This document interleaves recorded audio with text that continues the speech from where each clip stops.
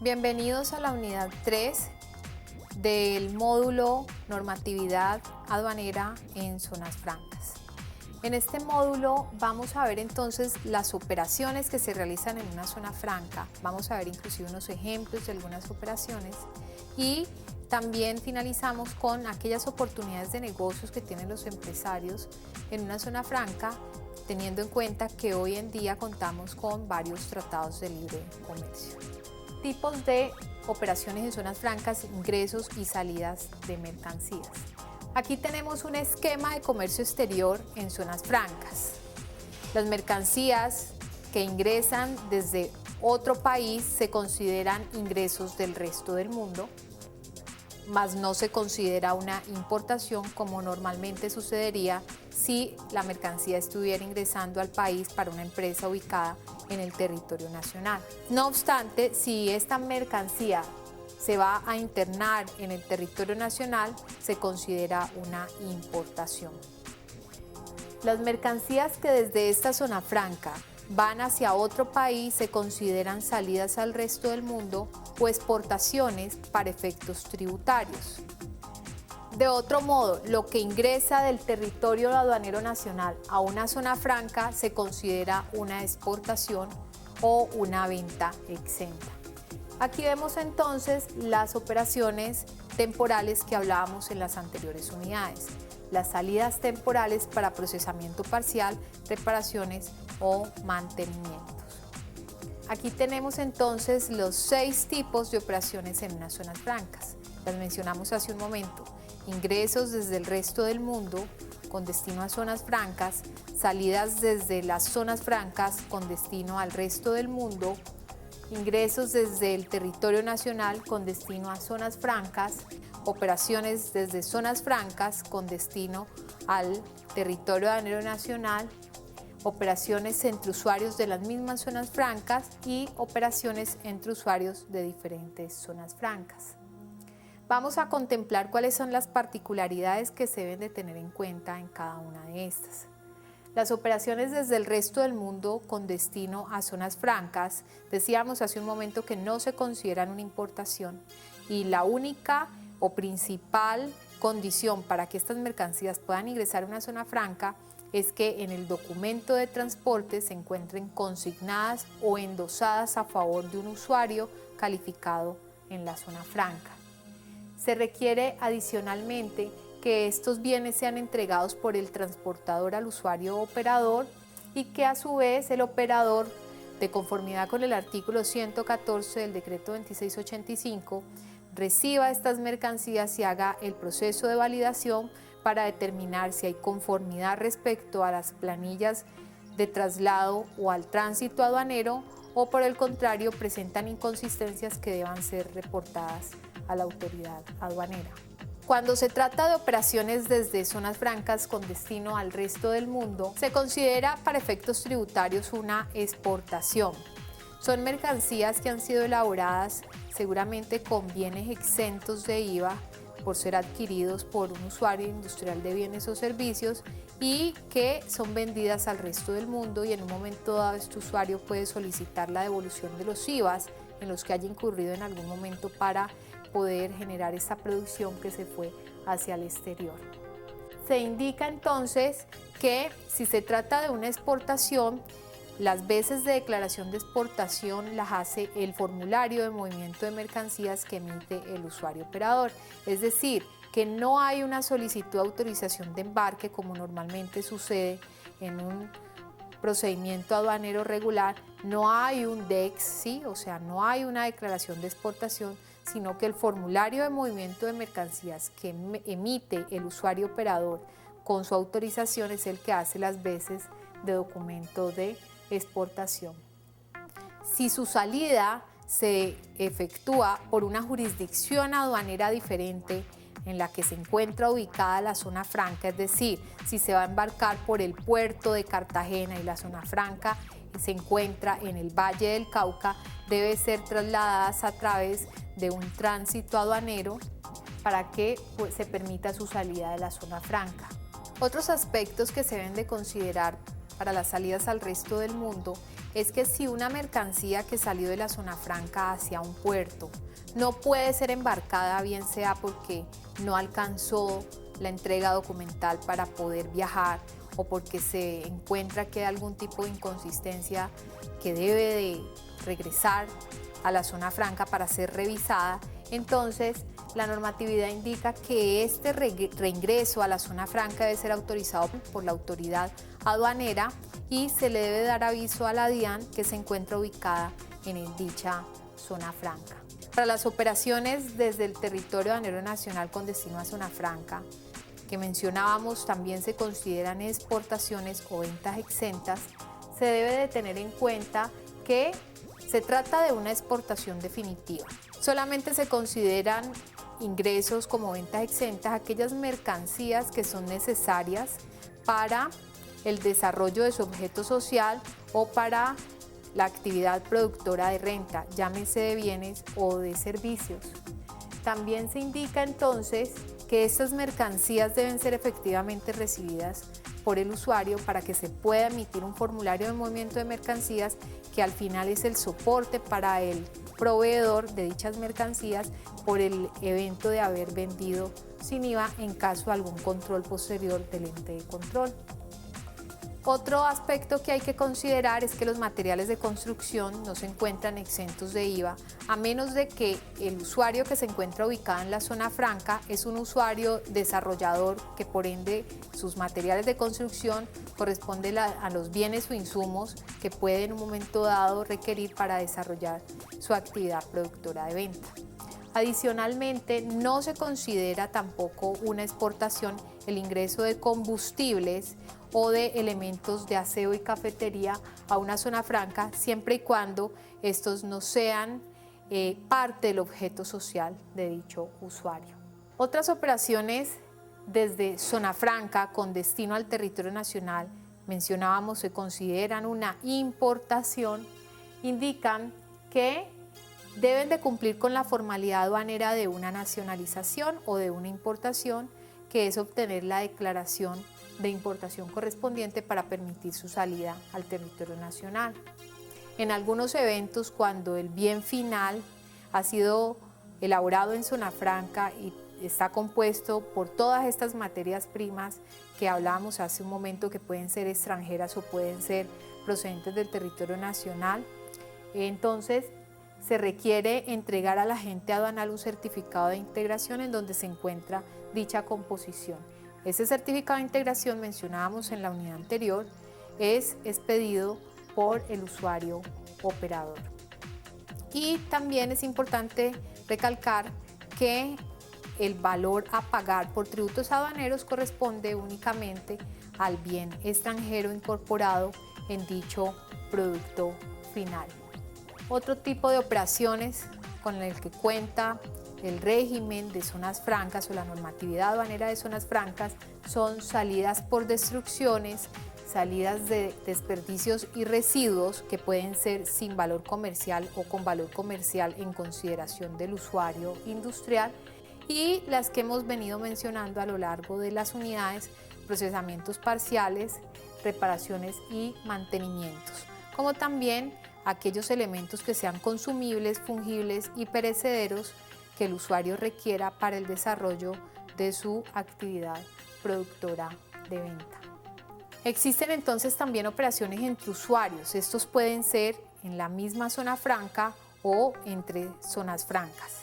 Entonces, la condición para que se pueda autorizar una operación entre usuarios de conformidad con el artículo 408 del decreto 2685 es que estas operaciones correspondan a compraventa de bienes, procesos de producción, transformación o ensamble, o contratos de arrendamiento de maquinaria y equipo.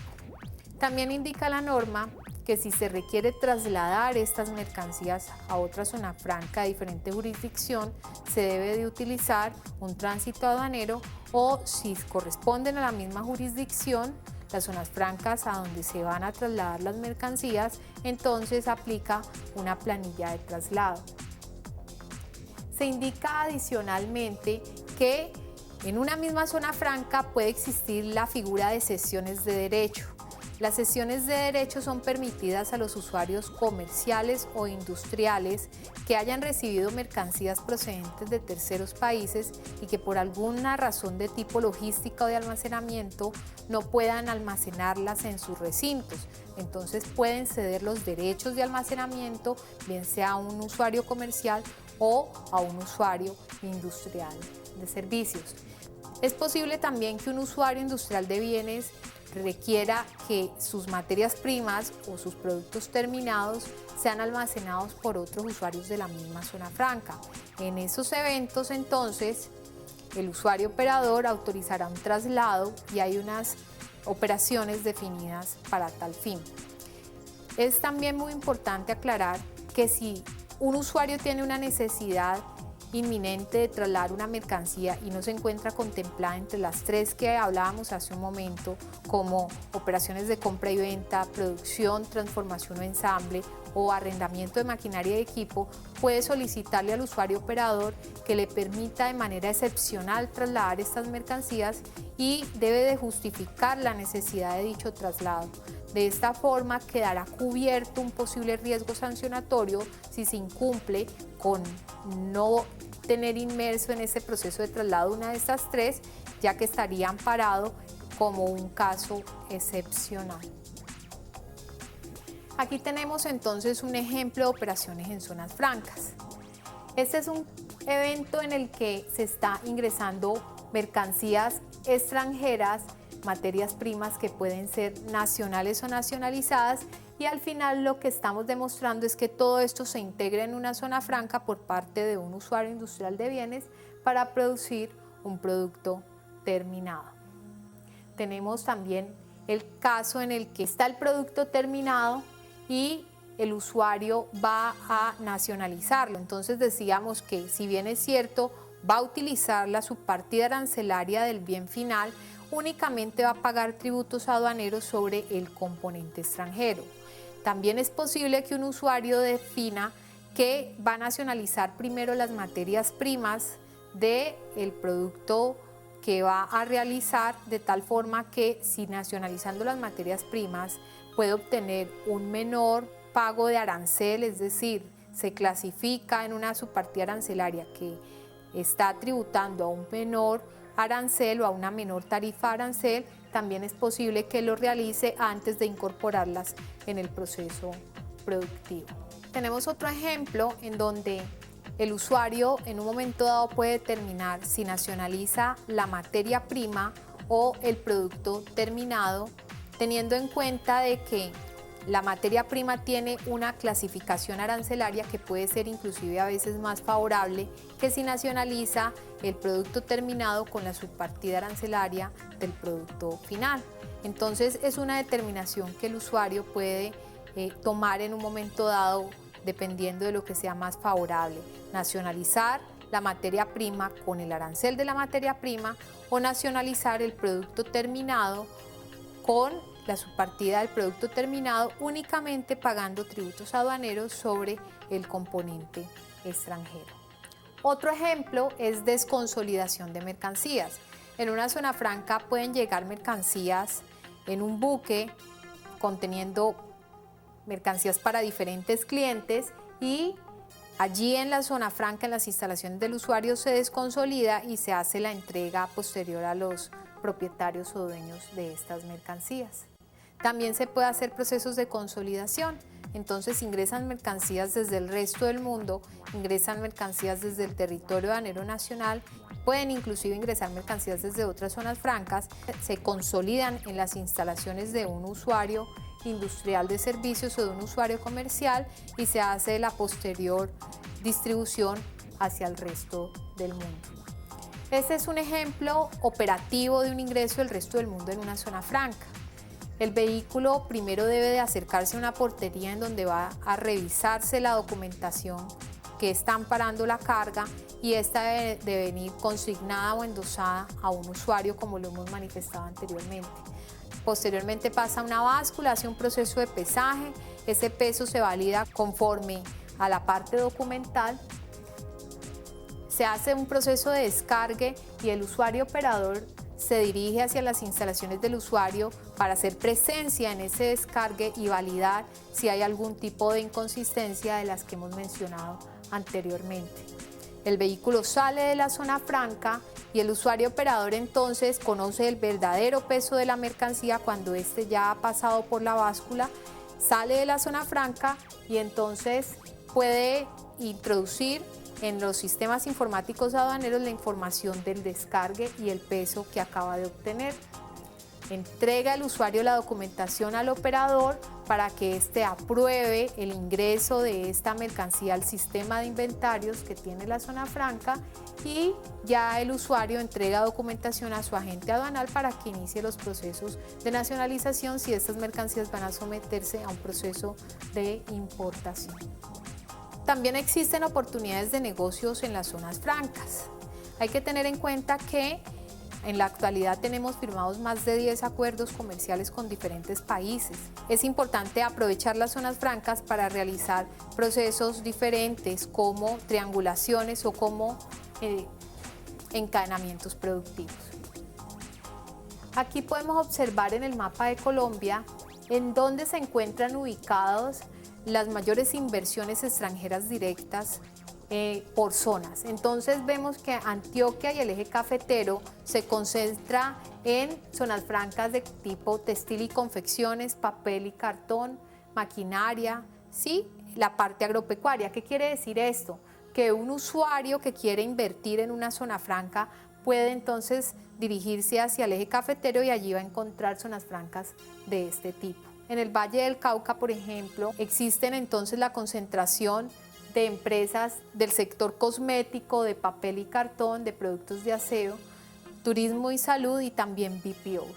Y así sucesivamente por cada una de estas zonas. Los clústeres en zonas francas. Este es un ejemplo muy particular de las zonas francas de Asia.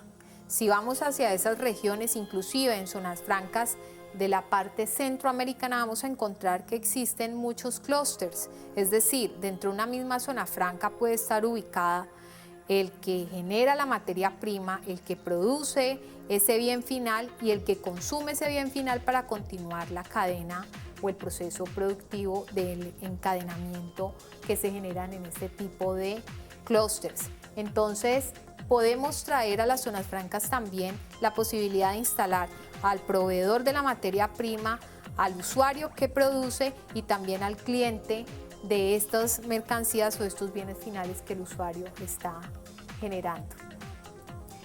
Estas son entonces algunas iniciativas de clústeres. Aquí podemos ver en qué partes de Colombia también ya se han unido, ¿sí?, estas empresas para empezar a generar unas sinergias y hacer así unos encadenamientos productivos. Muy bien, estimados estudiantes, aquí hemos finalizado la unidad 3 y todo el módulo de normatividad aduanera de zonas francas. Podrán entonces encontrar en la plataforma las actividades que deben de desarrollar por cada uno de los módulos, como también algunas preguntas y algunos elementos de debate y de discusión que ustedes deberán trabajar y deben interactuar con los demás compañeros.